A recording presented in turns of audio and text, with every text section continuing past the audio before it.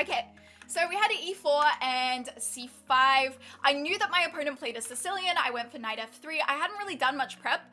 I heard that she might have played a knight off, but kind of mixes it up. And she played an a6 Sicilian, which I was like, oh, dude, I was not expecting this at all, a6 Sicilian.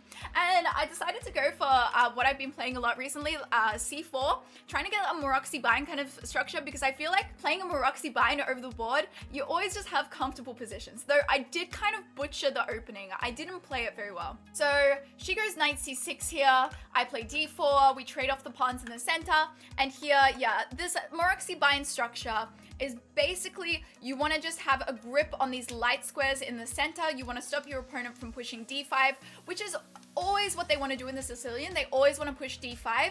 So as a Sicilian player, the Maroczy bind structure makes it just harder to come up with a plan, especially if you're not super experienced, because your main idea is pushing d5, and if you don't do that, you're kind of like, what do I do? But yeah, I didn't play the opening very well. She played e5, immediately kicking my knight away. I did think about knight f5, thinking about some, I know that Doeberl has played knight f5 in the past in similar positions, maybe more dubious positions even, but I thought I'd stick with what I know and retreat my knight back to b3.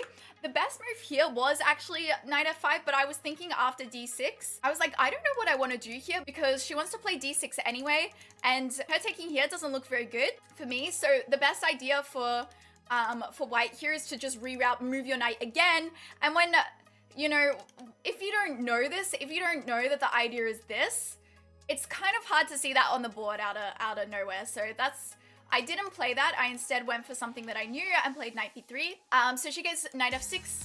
Now immediately attacking my e4 pawn, so I defend it with knight c3. And I did see that now I do have a little bit of a problem with bishop b4, because I think I've messed up a little bit of the move order here, because bishop b4, now I'm starting to realize it's not so easy to defend my pawn in the center without getting into too much trouble. So she goes bishop b4, but it's still like completely fine here. I was just like, oh, this is not super comfortable, because there's no way that I can defend this pawn really without letting her double my pawns here.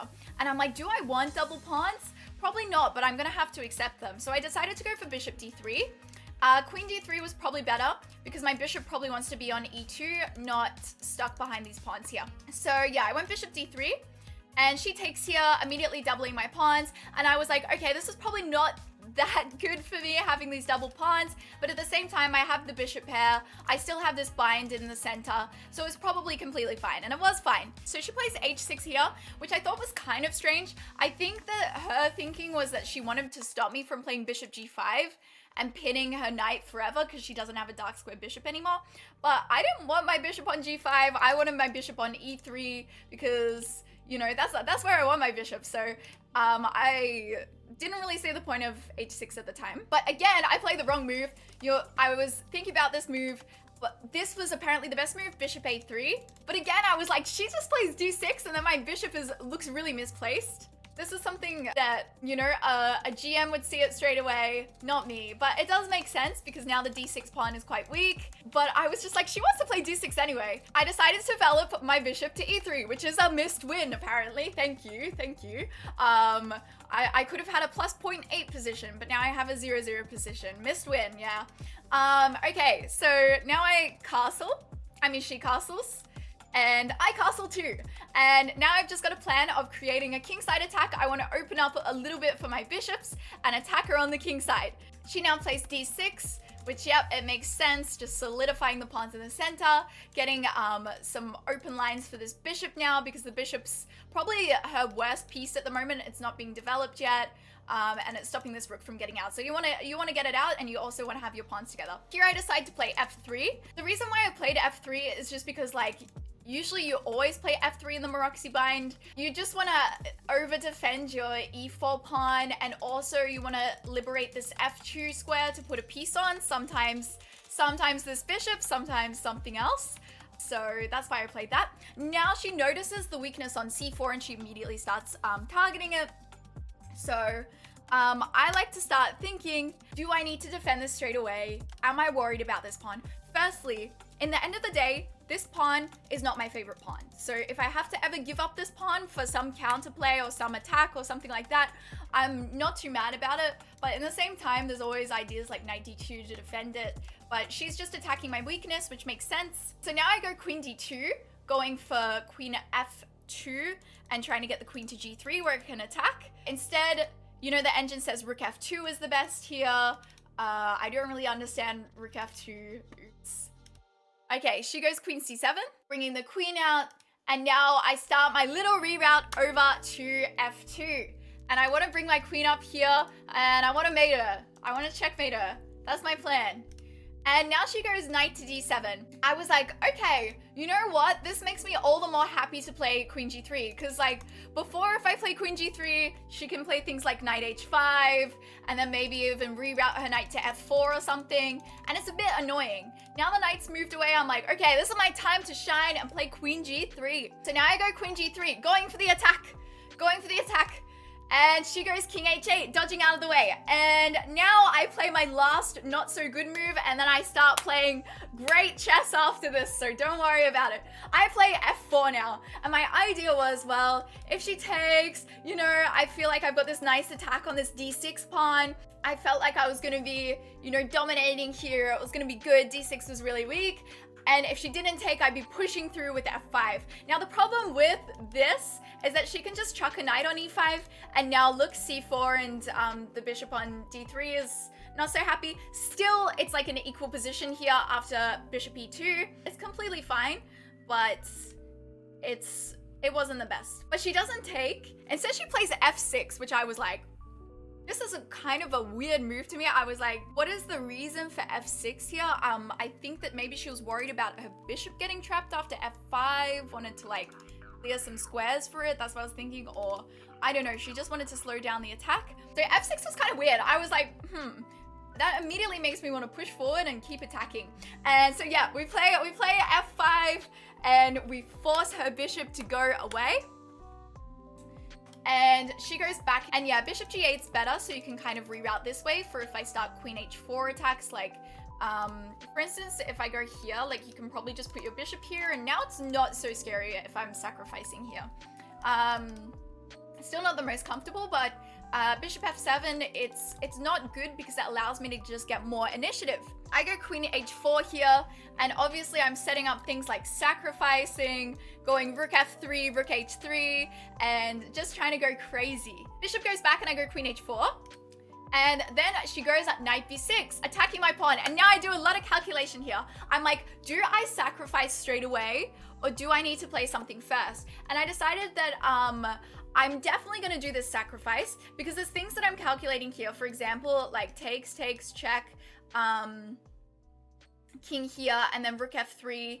If the bishop moves to try and like get out of the way here, then we have check here and mate here, this kind of thing. So that was basically what I'm threatening. But I decided I wanted to remove any counterplay first because here she's not forced to take. She can go to king g8. And I was thinking, well, she doesn't actually even have to move the king. So she can go bishop h6 and then take here. Yeah, this was what I was thinking was like maybe possible. And I don't have any good revealed attacks. Like if I go bishop e3, king just moves, and then she gets the c4 pawn. So I wanted to remove any counterplay first. So first I play c5. I play c5 first to just try and firstly get rid of this weakness on c4. Attack this knight here, and then I can activate my pieces this way, maybe take with the knight. So I just want to remove any counterplay on her end before sacrificing. So yeah, I play c5 first, she takes the pawn, and then I sacrifice the bishop. And that's apparently a brilliant move, so woo! And she goes bishop to g8, obviously wanting to block with the bishop once this bishop moves, she wants to block here. But king g8 has got to be better because at least, you know, you move your bishop out and you try and escape this way, but now you're sort of enclosing yourself in. So I go bishop e3 check, and she blocks with the bishop, and then I take here with the knight. I probably should have gone rook f3 first, but I was just thinking I'd like to also threaten bringing my knight in doing this. She goes knight back to d8, which looks passive, but it does defend this fork for now. But now I just go rook f3, threatening rook h3 and checkmate. And then she goes queen f7 with the idea of defending the checkmate with queen g8. I mean, I'm completely winning here, but it's so much fun. And so I go rook h3 here, threatening to checkmate her, obviously, on h7. And she goes back to defend this way with the queen. And then I find the best move again, which I was proud of this move as well, because it's honestly not, I don't think it's the easiest move to find. Maybe it is kind of easy once you think about it. Sometimes when you're tunnel vision on one side of the board, it's hard to see the subtle move that you need to play in between. So yeah, I found rook b1 here with the idea of removing this knight away. Also bringing the rook into b7, trying to attack. Lots of things. I do play bishop c4. I also do want to play bishop c4. So you want to get rid of the knight and then, you know, play bishop c4. Really enclose things in. So now she goes knight to c8. Just bringing all the pieces to the back. It doesn't look too pleasant here, but she's still not getting checkmated. Now I go for bishop c4 because obviously if takes, then checkmate. And it forces her to play this move. There is literally nothing else you can play here. I mean, your queen's trapped. And if you block here, I mean, that just like gives up material. So yeah, the only move is to block here. Here, I decide to go for knight to e6, just attacking this rook and trying to remove another defender. Apparently the best move here is rook d1. I mean, that's kind of hard to see when you already feel like your piece is well placed on b1. But yeah, maybe should have seen that. Now she goes knight to d6, attacking here, trying to get her pieces out. And this was a good move, but now I can just take the rook here. So I just take, because if she tries to take this as an in-between move, there's just mate here, which is really cool. I wish this mate would have happened, but she does just defend. And now she's still attacking my bishop after she takes back. So now I'm up 3 points of material and I play bishop e6, just making sure we keep this pin. I want to stop all the pieces from being able to move. That is like, I don't want any of her pieces to be able to move. Then here she plays rook e8, just trying to get that rook out. And here, I did think about taking here. But I was like, because for example, if here we can take here, queen can't take back, and yeah, it's pretty miserable. We're also threatening bishop g6, so maybe this would have been a faster finish. But I played bishop c5 instead. But I just thought it was a good idea to attack this knight, because it can't take back at the moment because the queen would hang. And so she played rook d8 here, hoping to defend, but no, I can just take. So I just took, because obviously if rook takes, we take here, the queen can't go anywhere where it keeps defending checkmate. And if knight takes, well, we gobble up the queen and we're threatening mate here as well. She resigned here. So that was like my best game, I think. I just attacked and it was such a nice game. I was so happy with that. Yeah, she was having a really good tournament too, and she was beating 1600s and so on. So she was playing really well, and I was talking to her after the game. She said that she just, you know, felt like it was just not her day that day, which I totally get. So yeah, that was really fun.